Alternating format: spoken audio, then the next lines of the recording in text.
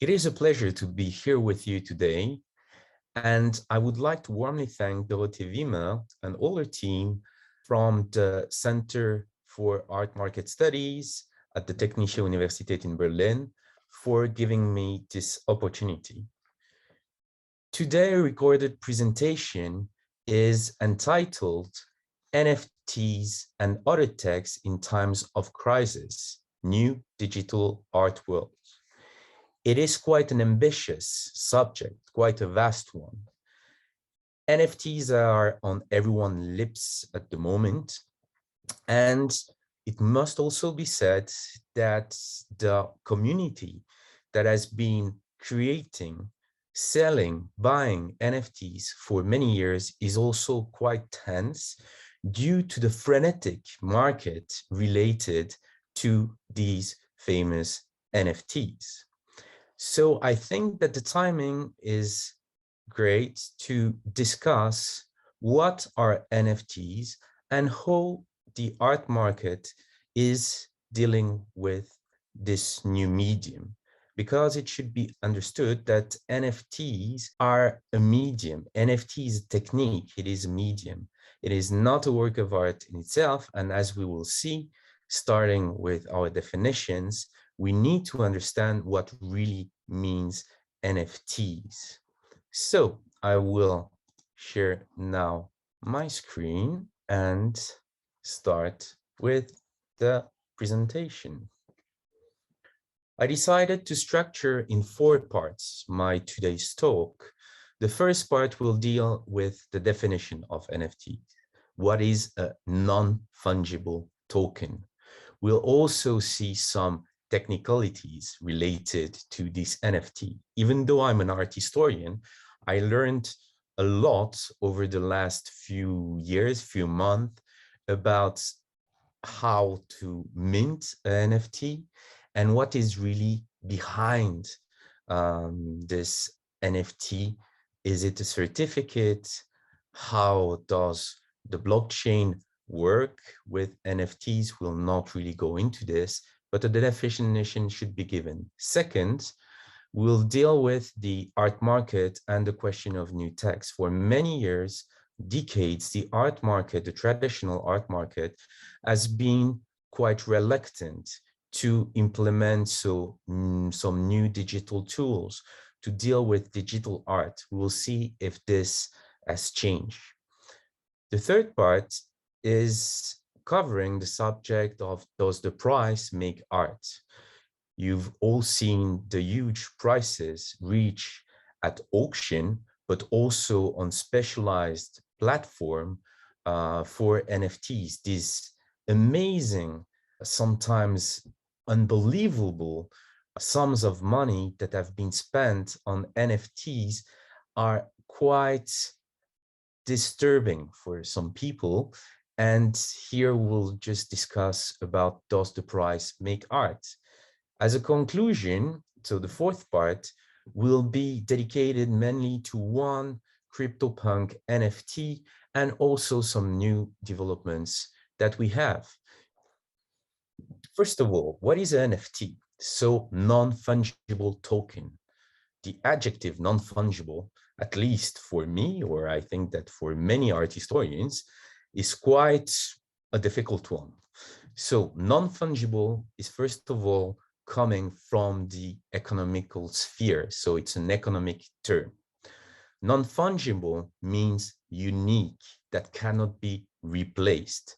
For example, a banknote of 10 euros can be replaced by another banknote of 10 euros.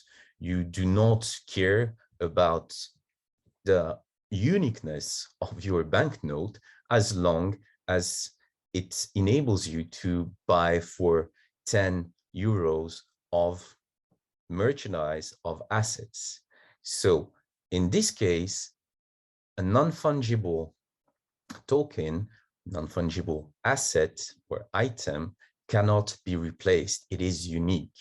So it can definitely be related to, for example, a special stone that you maybe found when you last went to the mountains, or a work of art. It is considered as unique. You cannot replace it as easily as a 10-euro banknote. What is a token? Historically, a token is a piece or a coin issued for a specific use by a specific company or group of people. For example, you have a parking token, as we see here. You buy this token, and then you use this token to pay for your parking rental, for your parking lot that you will have for an hour. Okay, so this is like kind of the basic or historical definition of token. What if we talk about crypto token, we should not take crypto token or understand crypto token as cryptocurrencies. The cryptocurrencies such as Bitcoin or Ethereum are native assets related to a specific blockchain. You have the Bitcoin blockchain, you have the Ethereum. So these are currencies. And as I said, for euros, for example, 10 euro banknote is also part of a currency and can be very easily replaced. So token and cryptocurrencies are not the same. Token are built on an existing blockchain. In our case, the Ethereum blockchain is very interesting because it enables to develop, to integrate into an NFT of what is called a smart certificate that we'll speak about afterwards. A token can be used also for investment purposes, to store value or to make purchases. Bit more into depth, we are actually the NFTs, the non-fungible tokens, are asset tokens. It means that they are related to a specific asset. You could, for example, have like the Pax Gold type of token that is directly related to a physical asset that is gold.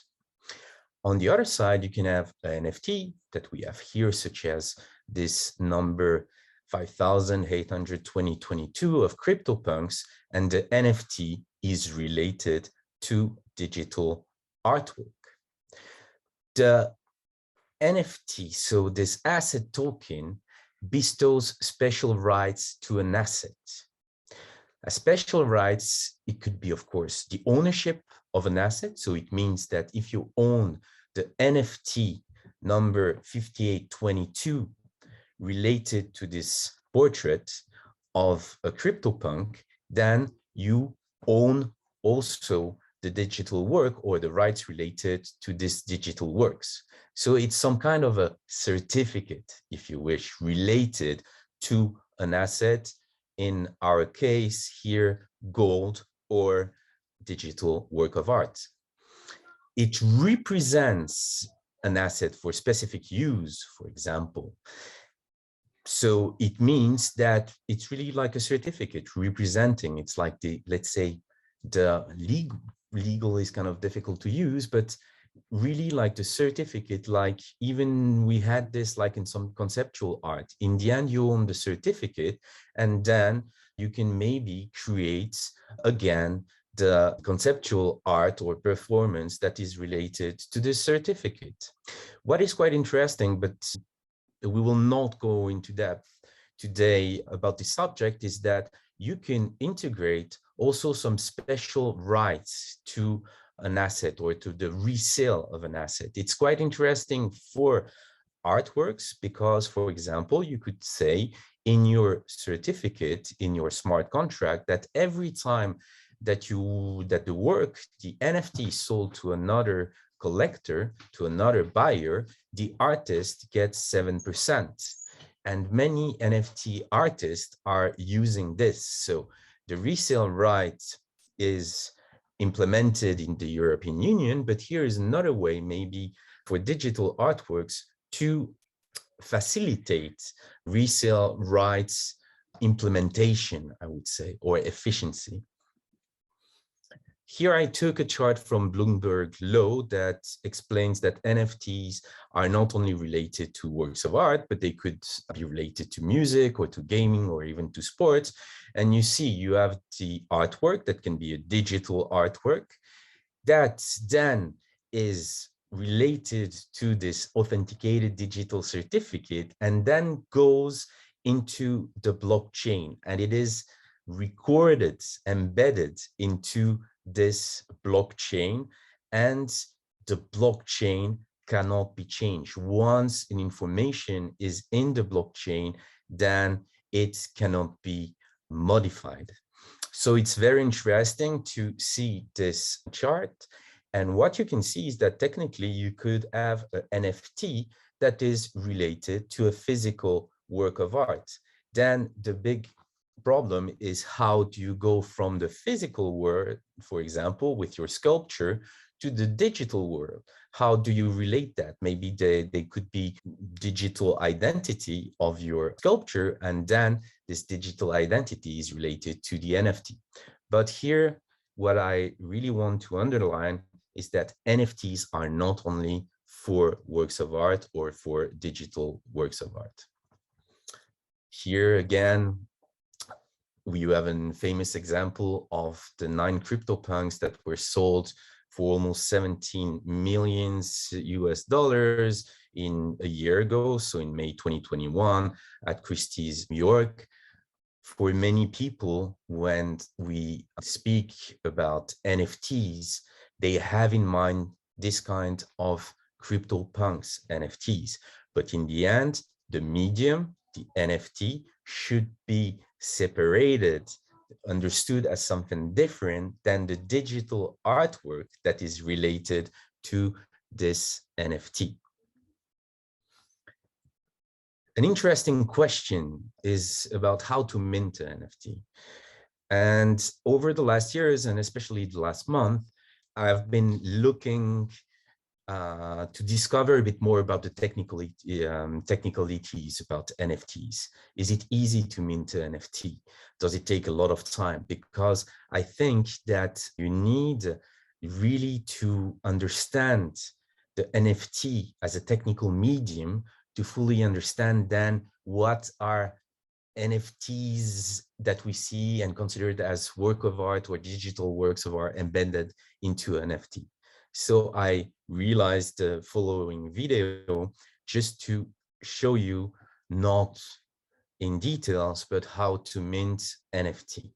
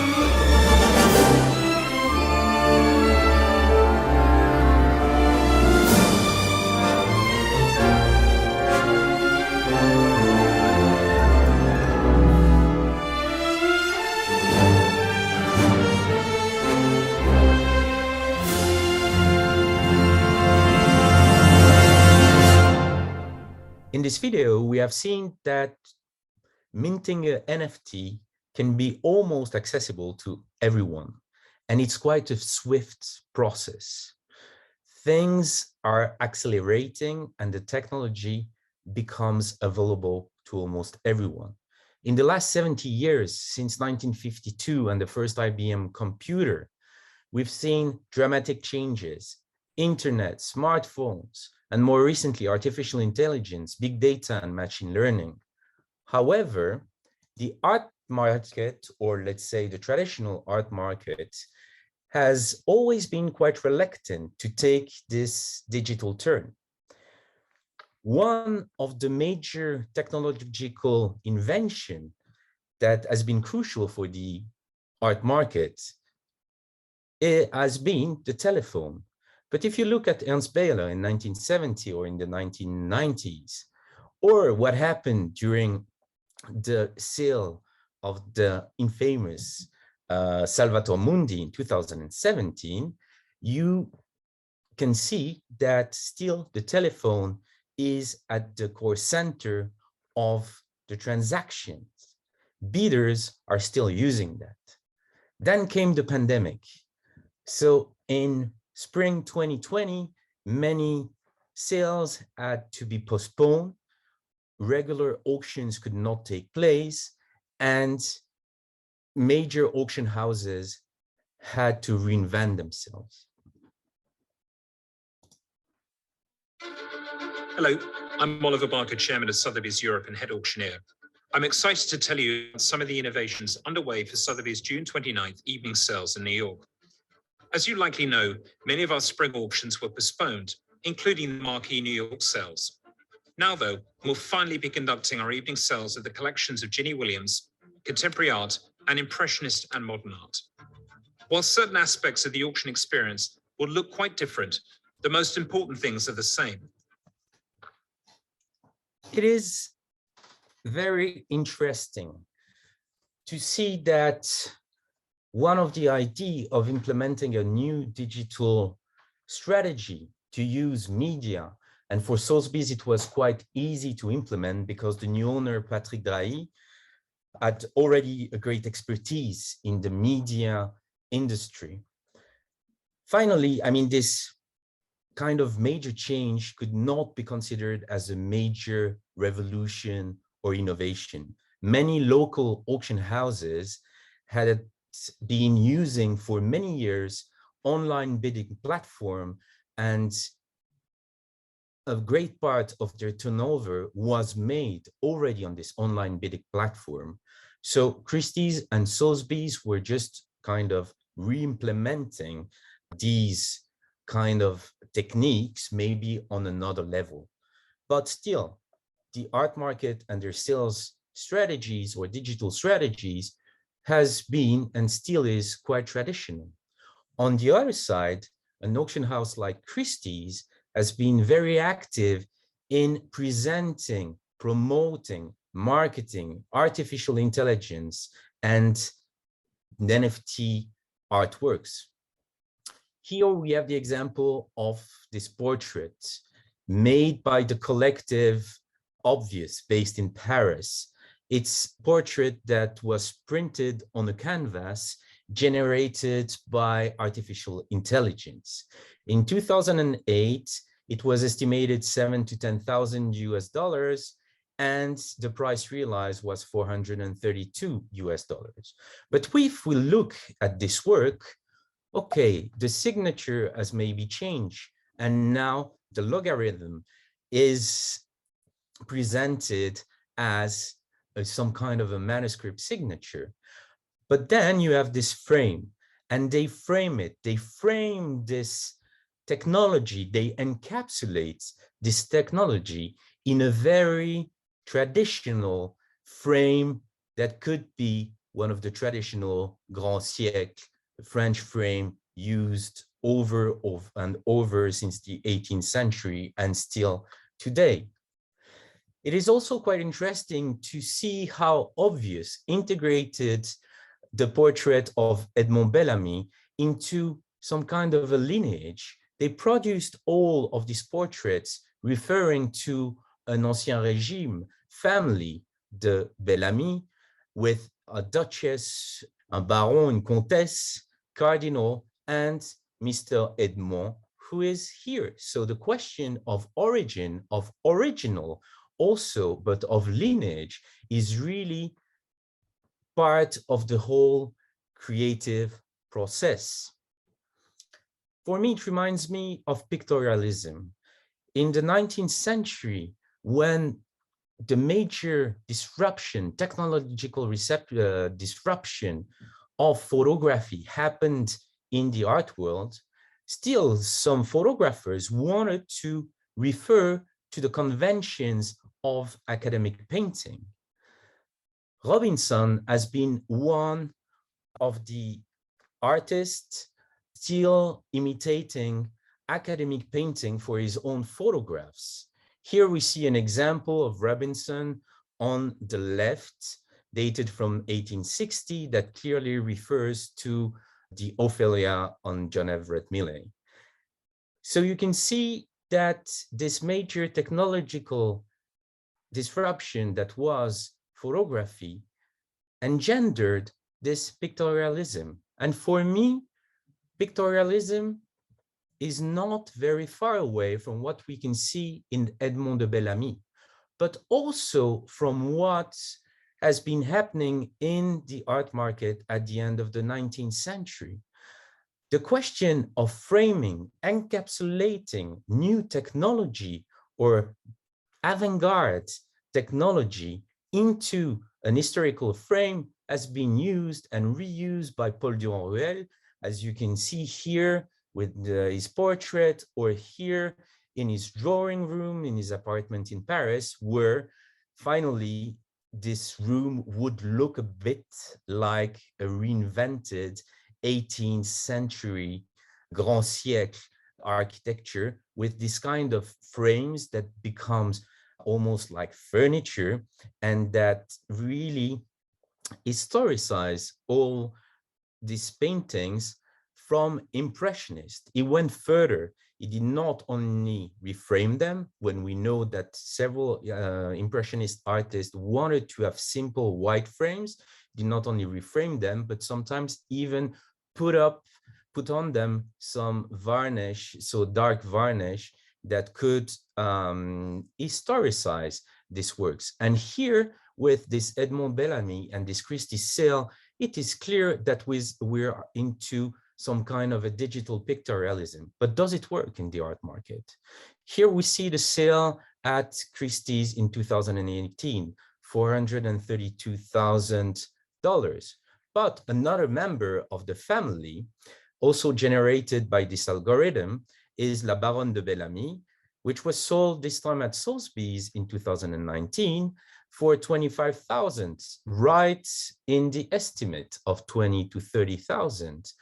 And more recently, in December 2021, Kunsthaus Lempertz wanted to sell at auction this Madame de Bellamy and estimated it from 20 to 30,000. It was finally bought it.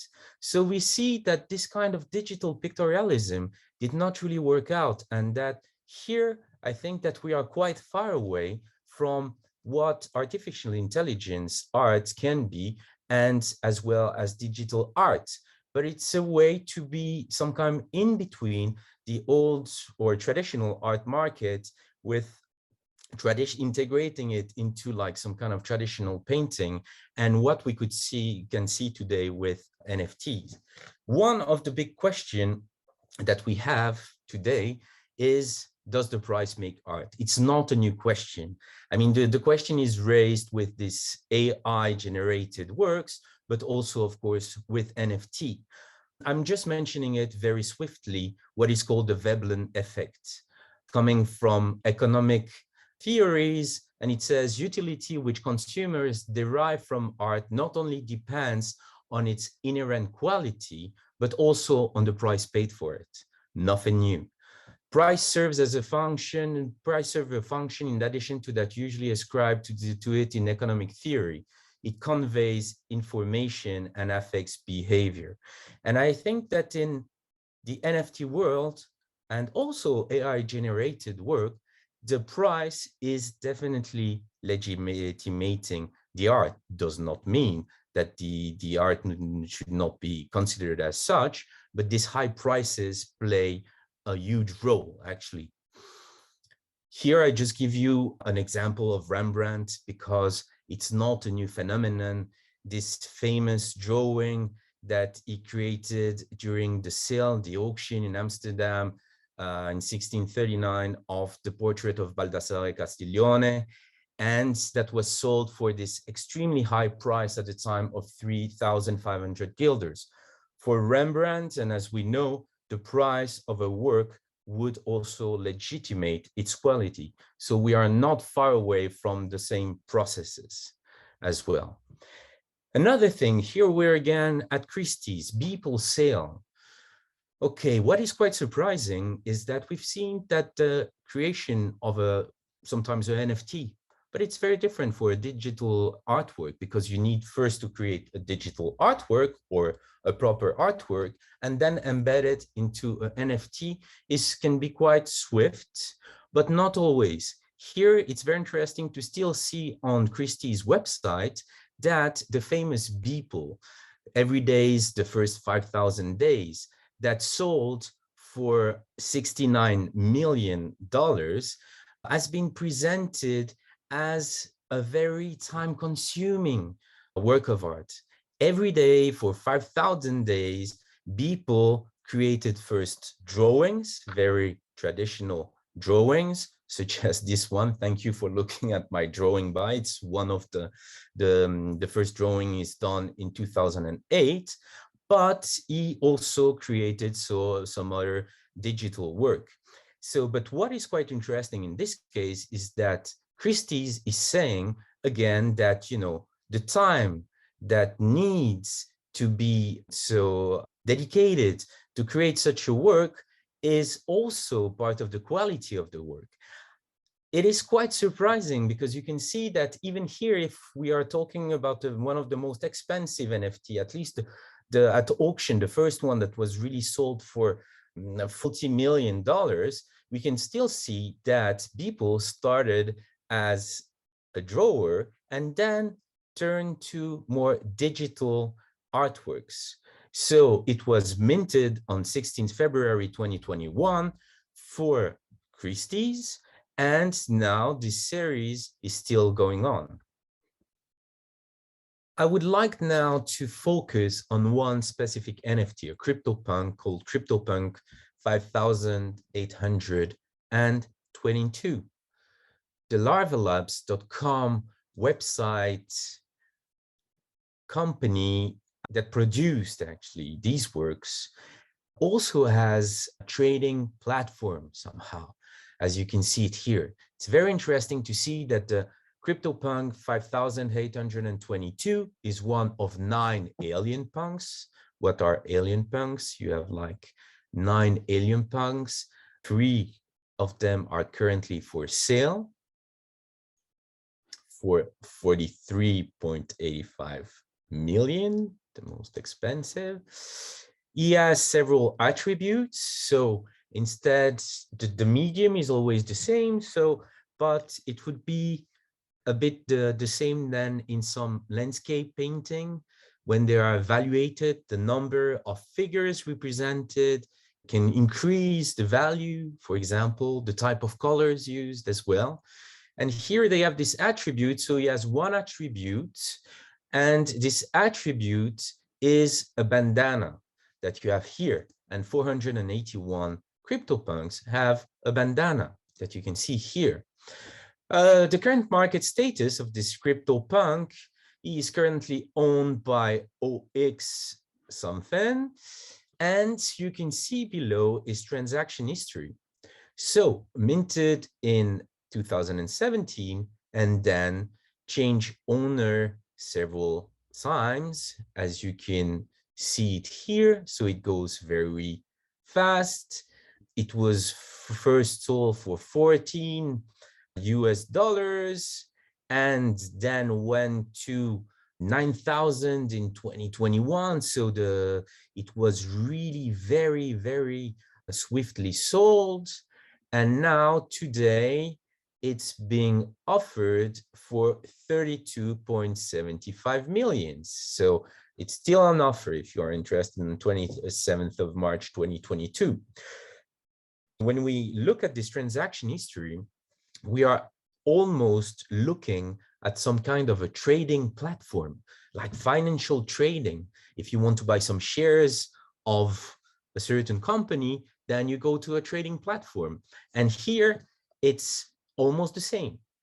And this is one of the major risks related to NFTs at the moment. On one side, you have this flipping, as we would call flipping in traditional art markets. So changing owners very swiftly. As soon as someone can buy it for a certain price, then he tries to sell it. So sometimes it's a few days, as you can see here. And it's a major risk because when you have such transactions, such rapid transaction, then if someone is really interested to collect it, to keep it, why would he try to sell it for such a price if he's not only a pure investor or speculator?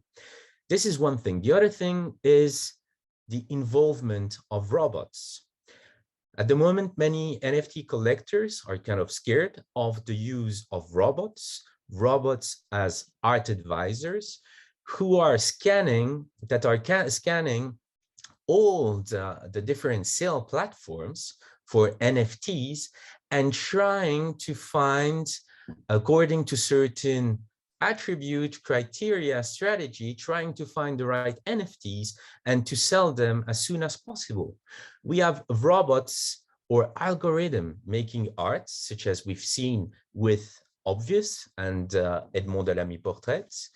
And on the other side, we also have robots working as art advisors because it goes quite quickly. And same thing then on financial trading platform, you need to buy it and sell it very swiftly.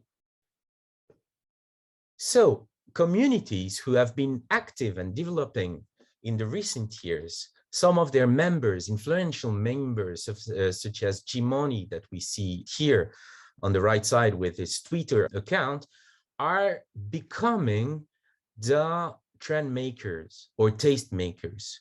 Because in this wild west with so many sales, so much money involved, there is a need for new validators.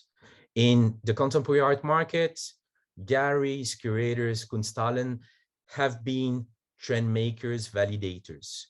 But here we see communities, many of them active on Discord, and some very experienced figures in the NFT market are running these communities and trying to make aware also of the use of these robots, for example, producing art, but also collecting art as well, or advising some speculators on NFTs. And they are becoming, so on Discord, so these communities, the kind of people you would refer to find your way in this NFT art world. So as a conclusion, we've seen that NFTs are a certificate, but you also see NFTism. NFTism is some kind of crypto art, which I would prefer even to NFTism.